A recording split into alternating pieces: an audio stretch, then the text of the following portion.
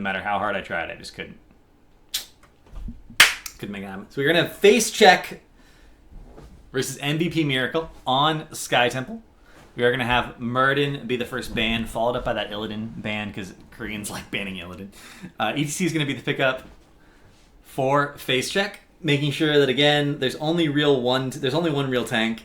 MVP Miracle's probably like, God damn it, we have to play with not a real tank. I really wish Blizzard would buff some of the other tanks so they had an escape, so there could be other tanks that had like a complete tanking kit. Doesn't work that way. The response to Falstad Brightwing for the double global, which MVP Miracle is going to abuse the map with, is going to be that Zeratul Malfurion. They're looking for those pickoffs. They're looking for power slide into roots, into some sort of burst damage. MVP Miracle, if they're afraid of a particular hero, particular burst damage, they are going to ban it out here. And opt to ban the Vala.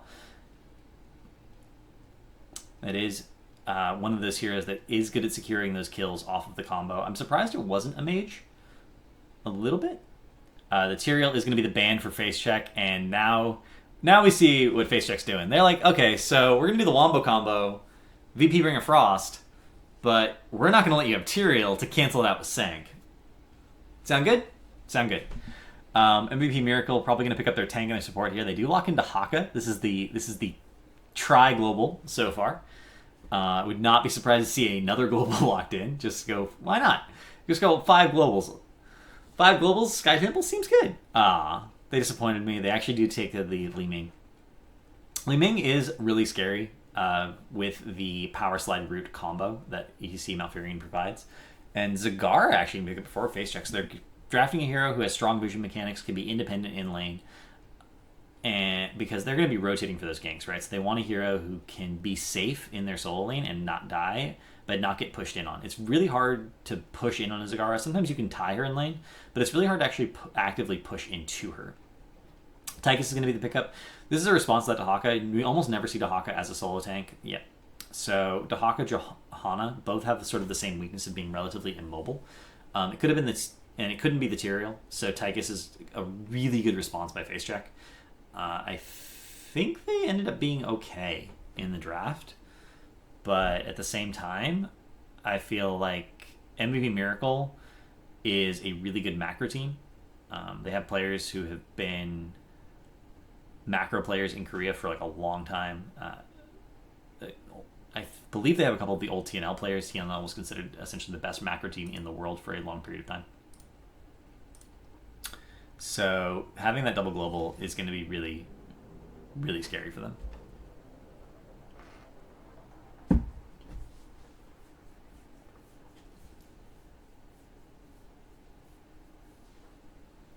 But we are going to get into the game. We do have Imperium Pro Team on the left, Austin Singer on Zeratul, Garnet Devil.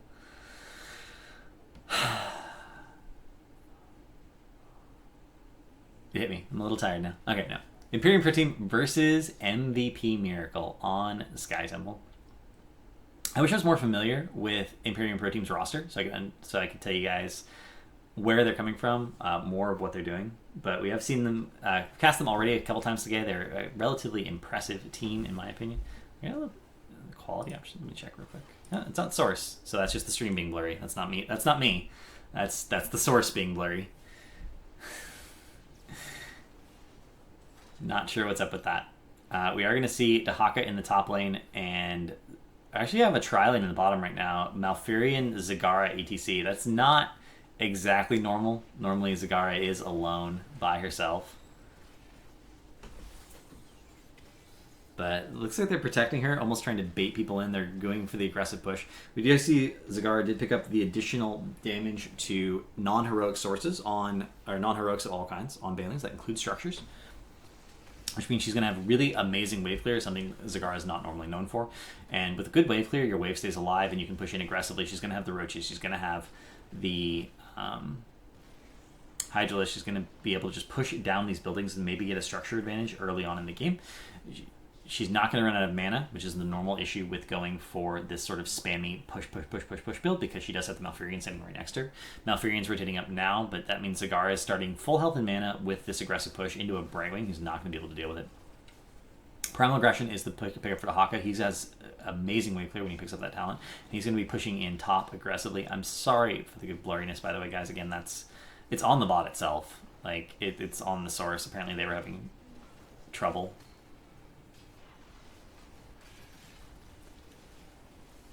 And we're going to see a bit of a contention over midpoint here. We do see Zeratul, Dahaka in the top, sort of battling over who gets control of that temple. 4 picked up first for MVP Miracle here. They have not missed any soak at all, and they pushed in aggressively with that Dahaka, whereas Facecheck was trying to make something happen in the bottom lane. They ended up missing a little bit of soak top. Turns out not missing soak really helps your chances of winning the game. Tist goes back in as Iron Skin comes off of cooldown. He was just walking away until Iron Skin was available, and then he walked back into his team through the enemy team once it was available. He had that shield. Fall stab with the fly to the bottom. MVP Miracle does pick up the middle temple. Majority of the shots, and now rocking a full level lead off the back of that. They barely missed any soak. They actually are going to get a kill onto no. The polymorph is not enough, and KFR actually does have Power Slide and Face Melt available. Does barely manage to get him out of there. The combination. Beautiful escape by him. And Loudspeaker's actually doing a lot to save him there with that additional knockback distance. You're going to see Unstable Anomaly pick up for Brightwing. That's the talent we almost always see picked up on this map. And Dahaka actually going for Hero Stalker. You pick up Hero Stalker when you're confident you're going to get a lot of kills. So Reset's like, yeah, we're going to kill you a lot. He's 100% confident that's what's going to happen. Normally for the split style push from Dahaka, we do see one who collects just so you come to every fight with full essence. But if you can consistently secure kills during fights, Hero Stalker does end up being a little bit better at surviving mid-fight. Also, Brightwing doesn't have those burst healing, so if you can come to fights with full essence and then get full essence again because of kills mid-fight, you're pretty much guaranteed to win that fight. They're putting a lot of faith in their fall stat and their Li Ming to just do the damage, secure the kills on their own without that extra... because they're depending on those resets. So MVP Miracle, but it's happened. It's worked out for them so far. I'm going to say that. They've secured that first kill and they've managed to pretty much bully Facecheck around the map. We are going to see Johanna Li Ming securing that siege camp. Falstead's pushing bottom, making sure he gets that broke. Brightwing has already relocated top. And the next step of this map is push the bottom lane with your siege, try and get the towers, try and get the well. If you can get that bottom well, you can pretty much 100% secure yourself the bottom temple. And if you secure the bottom temple, you win literally 65% of the time, according to the stats on Hotslogs. Fun fact, the team that secures the bottom temple usually just wins the map. Because once you're ahead on structures, once you're ahead on the map in that way, the other team has to do something to force you to lose.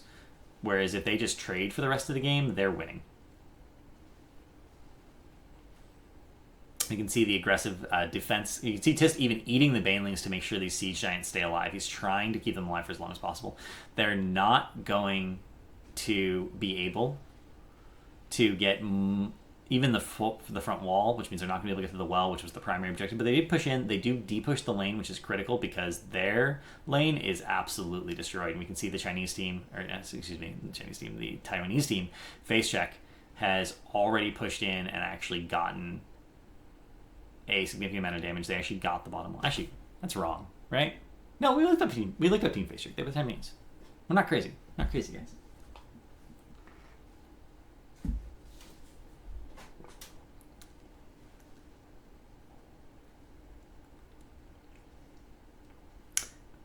Through the blur, we do see Li Ming and Brightwing securing that bruiser camp that will allow them to have a really good push in the top lane during this bottom temple phase. Zagara is up there and she's not moving. I'm kind of thinking Zagara is going to be a split pusher all game long. She's going to stay there.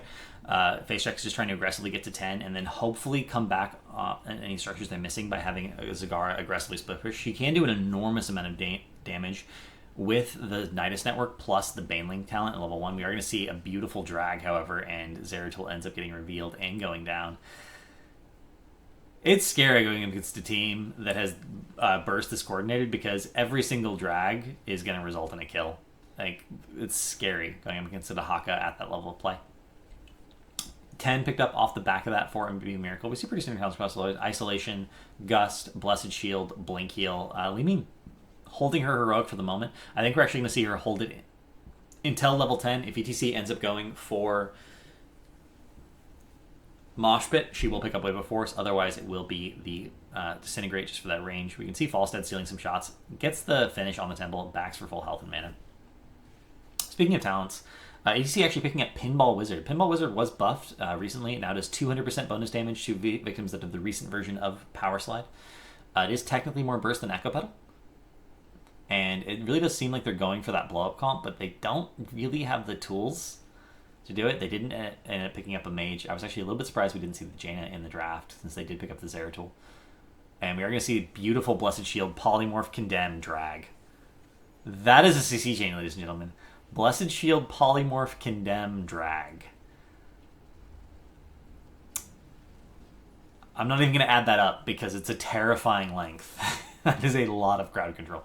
Get an easy pick on the Zeratul, and as a result, they're going to be able to push in top, get the top fort. Surprisingly, even instructions here. Bottom fort is gone from MVP Miracle. No forts yet down for Facecheck. Top fort is the first one, and they're actually getting mid fort. So Facecheck technically ahead in structures, which is really important on this map. We are going to see a beautiful isolation onto Kim, but Devouring Maw for the peel. Actually, not even going Nidus Network. But in the backline, ETC ends up going down. Didn't get out when the rest of his team did, unfortunately. And he did end up picking up Stage Dive, and then we immediately see the Disintegrate locked in. It's a beautiful VP for the Disengage. They're trying to make something happen, but Reset's like, nah, I'm just going to drag you back here. There's nothing you can do about it. Odin does come down, and I guess the VP was just to delay for the Odin, so that Odin could always get set up in the middle of a fight. That seems like a terrible decision. That really no impact whatsoever there. Zagara does end up going down as well. And looks like they're just going to push into mid, get this middle fort for free the old-fashioned way with, maces. That's the traditional way of getting a fort when you're Johanna. You beat it to death with a mace. Takes a while. I want a construction worker Johanna skin now. I just think it would be funny. All right. Back to the game. We are going to see the Siege picked up. They don't go for boss. They don't have quite enough of an advantage to go for boss. We do see K4 doing the zoning thing, keeping an eye on the enemy team, making sure he knows where they are. He does have Power Slide and Face Melt for that escape, so he's going to be absolutely fine. Taka back for full health men. He's actually leaving his global available and waddling his way up to top manually, which means he is going to be available for the bottom fight if necessary. He's going to get the top wave here, push it in a little bit, and potentially get shots from Temple, and then burrow down as soon as his team needs him. It is a talent tier advantage right now for MVP Miracle, so they're not really feeling the pressure. We do see K4 already using Power Slide, basically misses, and he's going to go down. Power sliding in and not hitting and not securing a kill with it, pretty much a guaranteed death, and we are going to see the resets. Kim blown up. VP Mon, not enough to split these fights in half to actually make something happen here. Siege Giants are alive and well. They're going to be pushing into the bottom fort. They're going to get the fort before they go back to the temples. And we're going to see Dahaka rotate to the mid lane, dealing with that. Tis using the fact that he now has Burning Rage to just walk around and clear up all this creep, make sure there's no vision for Team Facecheck. Brightwing's going to be on the temple, doing self-sustaining Brightwing things. Again, global available for Brightwing, so she can go wherever she needs to go. We are going to see Zeratul rotate into the top, trying to steal some shots in that top temple. But leaving Brightwing on this, we are going to see MVP Miracle be able to rotate to that top temple, get the rest of the shots. They're going to get their bruisers first. They want to make sure that the bottom temple is completely finished, so Brightwing is free to Z in without leaving shots on the table. At this point, they're just ahead, and they want to stay ahead, get more ahead, get as many shots as possible without giving up any potential weaknesses. Tak actually in the bottom lane as well, pushing that in. They're going to be at a 2 talent tier advantage here momentarily. Zagara is in the mid lane soaking, and Zagara, but doesn't have a global, doesn't have nice, and we're going to see a Blessed Shield come down.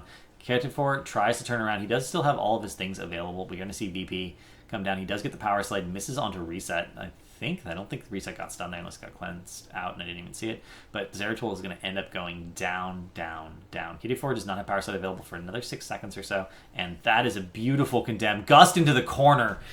And Twilight Dream comes down, but it doesn't even matter. That is 3 kills to none. And they can just their wave is here. Their bruiser camp that they end up picking up is here. They can push in and get so much free damage here. This could potentially be a keep. I think it is going to be a keep because they're going to send a Haka back to get their shots in the top tower. And if they get the tower, they get the well, they get free damage on the keep. The remaining shots at the top temple will finish it, and that's going to be catapults in the top lane for the rest of the game. That is a 3-level lead. We're going to see an aggressive stage dive in. Actually does hit 3 people, and they get a beautiful stun on the fall step, but his damage is so far behind they can't follow up. Fall step is going to go down. He does finally end up going down. Tis out of mana, does use Blessed Shield again, essentially for the peel, but is forced to back out. No mana left, and they aren't going to get those top shots. And if they don't get those top shots, they don't get the keep. That aggressive stage dive by Facecheck actually barely manages to hit me, and secures yet another kill. They secure 2 kills and save their keep. That is what Facecheck needed to come back into this game. That stage dive hitting 3 people was unbelievable. Barrel roll was not available. Falstad took so much damage. Looks like MVP Miracle overstayed a little too long. They just didn't have enough mana, didn't have enough health. Didn't have enough cooldowns. Falstad will be alive in time. He does have fly. He can be on top of this boss. I think this is a huge risk by Facecheck. They can burn this down as fast as they want to. They are not going to be able to take it away from Gust. It's just not going to happen. And as we can see, as soon as Gust is here, as soon as Falstad is available, they're just like, yeah, we're going to walk onto this point and steal this boss. This is our boss now. Actually, the Gust comes early and VP is there. I don't even know if that boss is... Oh my god, the Maw actually misses. It is on the point. No one can get on the point because the Maw is perfectly centered. And MVP Miracle ends up taking it away. That was a huge misplay by Facecheck. Going for boss at all was such a huge risk, but you can't... If you want to steal a boss with Maw, the Maw can't be perfectly centered. It has to be off to one side slightly, so there's room for one person from your team to stand on the point. And they didn't have that as an option. That ends up being an ace for MVP Miracle. Everyone on Facecheck goes down. They grab the siege. They grab the boss. They're going to push with it. This is going to be a free keep at a minimum, but realistically, I think this is just game. This is China versus Korea. Facecheck is actually a Taiwanese team. MVP Miracle is a Korean team. This is basically the Wildcard qualifier for the teams that did not get directly invited to participate in the Gold League World Championship. There are going to be 8 teams participating in the Gold League World Championship. 6 of them have already been invited. Astral Authority, MVP Black, Ballistics, Super Perfect Team, Zero Panda. And the other teams that came in second in the minor region or third and fourth in the major regions are playing in an invitation wildcard qualifier to see who gets the 7th spot. And then there will be a Chinese qualifier to see who gets the 8th spot. We're not there yet, though. That happens next week. These games got played last night, for anyone who's curious. So it's going to be a weekly thing for the next, I believe, 4 weeks. I will be casting live from now on. I didn't know there was a clean feed. I'll be casting... Was Dignitas invited? Dignitas is actually participating. Yes, that was this. I knew I only listed 5 teams. Dignitas is also playing. Dignitas is already qualified. They're going to be one of the top 6. They do not participate in the qual. I believe Fnatic was invited for the wildcard qualifier, but I think they couldn't come. I think. I'm not 100% certain about that, so don't quote me. But that was game 1. Going over to MVP Miracle, we will jump ahead here to game 2. We're going to see MVP Miracle, first pick, first ban. They do ban out to ETC on Brax's holdout. This has been a trend we've been seeing like over and over and over again lately from Korean teams, whether they're facing other Koreans or the national stages. It's like, let's ban tanks. K1 Caller says FNC declined to play in the wildcard team. That seems very reasonable to me.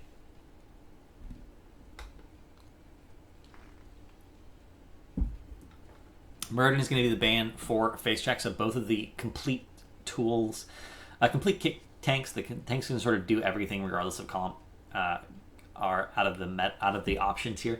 MVP Miracle going to lock in Johanna. She's sort of the third tank. If you're not going for a dive comp, you don't really want a Tyrael, so Johanna ends up being the only remaining tank. It's worth noting that escapes are not as important on maps that don't have rotations. Brax's holdout tends to be relatively rotation light. You don't have to be a mobile ward breaking rotations and scouting for your team as often. So it's not as important to have an ETC or a Murden on Brax's holdout, but it's still nice. Facecheck and a lock in Gul'dan. Tyrael. Gul'dan has been seeing so much play on this map. He's been so highly valued. Arguably, once Echo Corruption is finished, he has the best wave clear, except for maybe a crowd control Murden, of any hero on the Zerg waves. And he just has so much sustain potential and so much burst potential that he can kind of work. And sometimes he can be a solo laner. In certain matchups, he'll win certain solo lanes. So picking up earlier, like, well, now there's a bunch of heroes we can't pick for a solo lane. Actually, quite dynamic effect on the draft. But MVP Miracle going to respond with Malfurion Vala. And that indicates to me that they really want to pick up Alarak Wei Ming is going to be the ban for Facecheck. I'm surprised that wasn't an Alarak ban, to be honest. If they didn't ban him here, I expect to see him picked up for Facecheck. Medivh is going to be banned for MVP Miracle. This denies the rotations. It also denies the burst. There's this trend in Korean teams of denying disengage options. We saw MVP Black exclusively ban Falstad during spring qualifiers during spring worlds. It's like, we want to get on top of you and take a fight. We don't want you to have an option to disengage. That's just the way it is. And Korean teams be like, if once we get on top of you, start a fight, we know we can take that fight if you don't have any tools to deny our burst, deny our focus fire, and Medivh is one of those tools. Ariel is going to be the pickup for Facecheck along with Rainer. I'm a little bit surprised to see the Rainer. I'm not surprised to see the Ariel. Ariel Gul'dan is considered one of the top combos in the game right now. There's certain heroes that just do a shitload of bullshit damage. It doesn't necessarily help secure kills, but when you have an Ariel, the amount of damage is what matters. It's in a lot of ways. It's not whether or not that damage is good at securing kills. We do see the Alarak locked in. That was just a given. I'm still really surprised that it wasn't banned. It was so obvious that's what they were going for. And at this point, MVP Miracle has a strong 3-man. They have their solo laner. They can pick anything here and be in good shape. So the question they got to ask themselves is, what counters the team best? What gives us the most flexibility? And it is going to be the Falstad, so they do have that global option, because that's the one thing they were really lacking in their draft, and I like that. I think MVP Miracle... There's nothing Facecheck can pick up here that MVP Miracle did not win this draft. They pick up Thrall for the solo lane. That does give him the best matchup versus Alarak, in my experience, but it's still pretty close. I think... At a minimum, it will be a tie. But since MVP Miracle is going to win the 4-man and they have a global to immediately go help, it's going to be...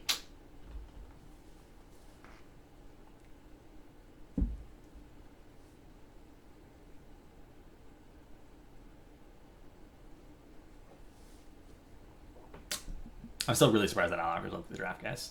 Like, my mind was blown. Advance the VOD a little bit to get into the actual game here.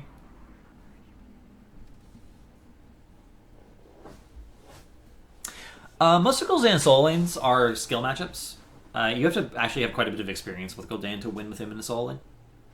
A lot of it's about making sure that everything that can negate your drain is on cooldown, never being too far forward, managing how often you life tap, which means you have to manage how often you spam things. Because it seems like, I have infinite mana as Gul'dan. You don't actually have infinite mana as Gul'dan, because you have limited health.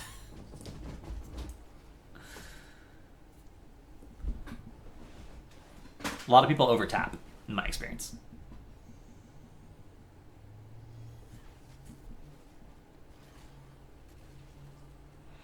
You're going to see Thrall versus Alarak in the top lane, an aggressive 4v4 so far out of MVP Miracle. They're just positioning aggressively because Johanna can get out with Iron Skin, and they don't really have... even though he doesn't really have an escape, they also don't want to get collapsed on because they really want to be far forward and protect Vala. If Johanna's taking the damage, that's better than Vala taking the damage. Beautiful Condemn here. They are going to get Kitchen for very, very low, but does back up. Gets out of there. Notice that MVP Miracle, by positioning aggressively like this and pushing up, is controlling the globe, and they're actually waiting till everyone gets there to steal the globe. I actually think that... Tyrael comes in with Eldru and steals the globe and gets the kill onto Falstad. That was brutal to watch. MVP Miracle's like, yeah, we're going to control the globe. We're going to get the sustain. We're going to out-sustain you guys by having control of the globes and with this aggressive positioning. But instead, not only does Tyrael come in, steal the globe, gets the kill on Falstad, the healer gets a detainment strike into the wall, so he can't even potentially save him there. That was beautiful play by Facecheck. Beautiful play. And they lived up to their name. They totally Facechecked that bush. They didn't actually know what was there. They were just like, we're going in. Facecheck. So it's so nice when teams live up to their names. God, that was fun to watch.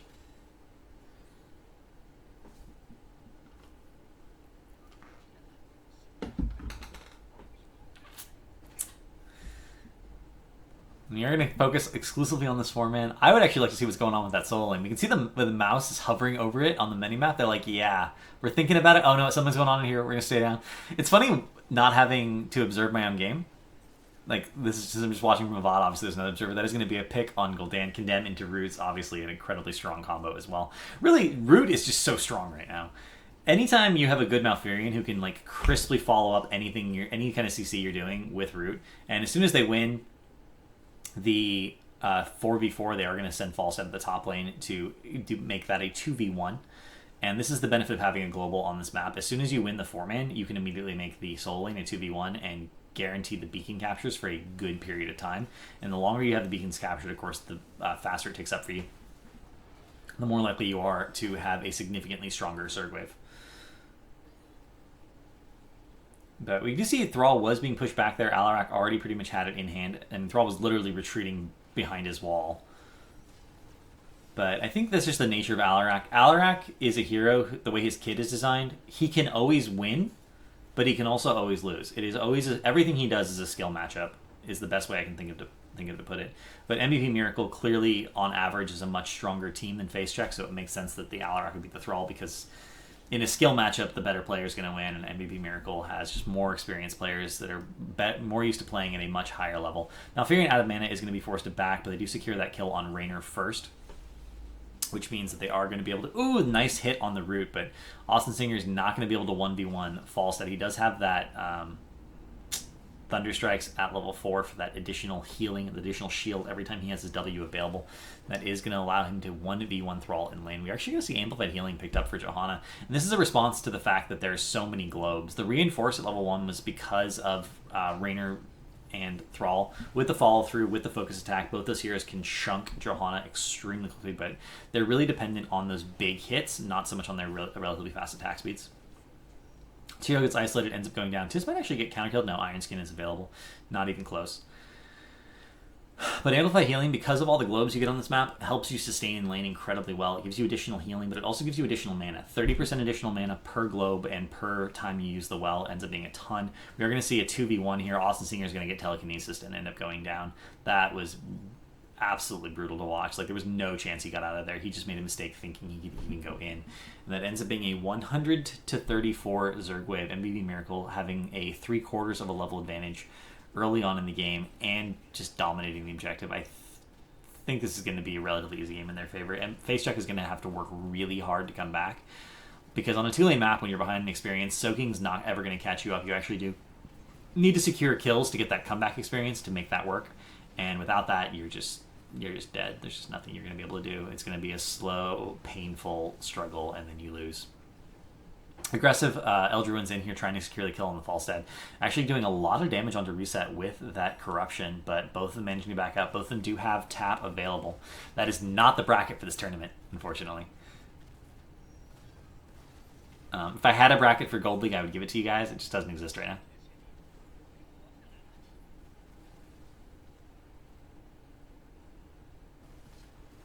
And that is the first Zerg wave over. Actually, Facecheck managed to do pretty well there. They were 3/4 of a level behind. Now they're a level behind, so they only lost 1/4 of the experience. Not many structures down. The fort actually did live. Forcing reset and Falstad back managed to save their fort.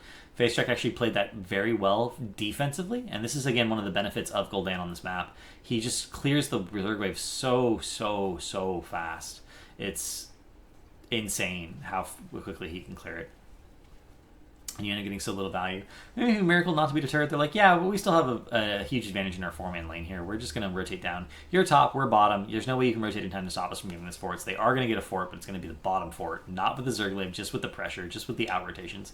And Austin Singer is forced to back up, and we see Falstad in the top lane doing his best to delay. Not a traditional, solo laner. They really would prefer to have him with the team. But as long as he's getting the soak, it doesn't matter. And Facecheck is losing the tempo race here. The longer they stay top, the more they're losing. They are going to be forced to back. They do get the fort, but they traded it for a fort and a keep wall. That's not a good trade. Generally speaking, if you get less in a trade than the other team gets, that's bad. Oh, the condemn. That was a free route into a follow-up condemn that just did so much. The keep wall is down. That is 10 picked up for MVP Miracle. Blessed Shield into telekinesis, into Twilight Dream, and that's Akira's yet another kill. The root comes down. K4 is extremely low, but he does get out. And they actually managed to get the counter kill onto the Vala, and MVP Miracles decided they've stayed a little too long. They're going to back off, but this entire time they did have Falstad soaking top. He didn't come in for that fight. They're going to be able to get the beacons controlled immediately, and they're going to start to tick up that percentage. Facecheck is going to have to make something happen here, and they're going to have to do it by isolating a hero. They're going to have to get a kill and then force a 5v4 where, even though they don't have heroics, they try and win a point. If they can get the delay, they might be able to make something happen, but they're trying to get the kill on Falstad. Falstad's out of there. He even has Gust available. There's no tool they have that can really get to him and kill him before he can Gust them away.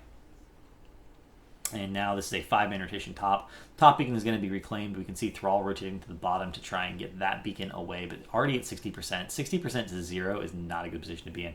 10 is going to be picked up here momentarily for Facecheck. And as soon as that 10 gets picked up, they're going to have to try and take a fight because they are really far behind. Nope, 100 to 0. They didn't even get on the beacon in time. 10 was just too delayed. And this is, I think, going to be a 5-man push from MVP Miracle.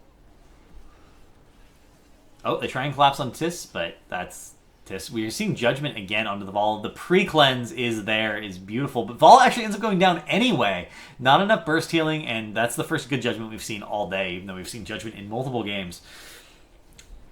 Actually secures a kill, and they're trying so hard to secure more, but Gul'dan and Thrall and Tyrael end up going down. I think a 3-for-1 is a pretty good deal. I could be wrong. And this is going to be a 4-man push with a 100% Zerg wave onto an open keep that's already taking damage.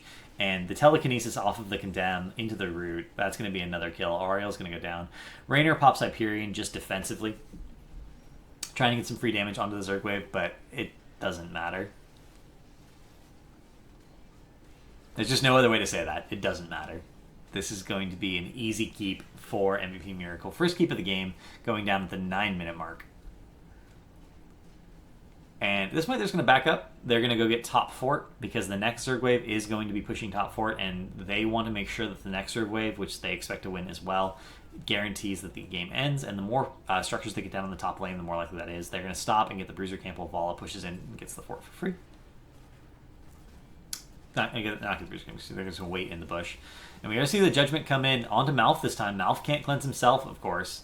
So that is, if there was any sort of follow-up, that could have easily resulted in a kill, but they don't have any of the traditional heroes that we see for follow-up like that. Like particularly Tracer is a combo we've seen quite a bit of. The Aegis does do a temporary save, but that ends up being 3-4 for none. Ariel's the only one to get it alive. MVP Miracle going to rotate mid, get the boss. And at this point, 3-level lead. Facecheck's only gotten 1 fort compared to both forts from MVP Miracle and a keep. There's just no way they come back in this game. MVP Miracle would have to make a massive mistake for Facecheck to have any chance of coming back in this game. It's not that Facecheck can do something to win, it's that MVP Miracle might do something to lose. But given the fact that, you know, they're so disciplined, I don't think that's very likely. They grab the boss, they're grabbing the bruisers as well. This is going to be boss plus bruisers pushing onto a keep wall. And Falstad is just going to casually grab the siege as well, so making those catapults even more threatening. The siege on this map are bad at sieging structures, but exceptional at pushing lanes and killing minions. With catapults already there, that's actually going to almost immediately start to threaten core. And the keep wall is just basically gone instantaneously. That was brutal to watch. We're probably going to see this keep go down as well. The Dusted Shield there. Actually, Corruption getting a lot of value there. And Sunder as well. They're trying so hard, but it doesn't work. Raynor with his incredibly shallow health pool doesn't end up going down. Tyrael ends up going down. Doesn't get a counter kill. Tis is already mounted up. Just walks away, literally. Condemn onto Kim. We are going to see Rain of Vengeance securing that kill. That ends up being another 4 for none. 18 kills to 3.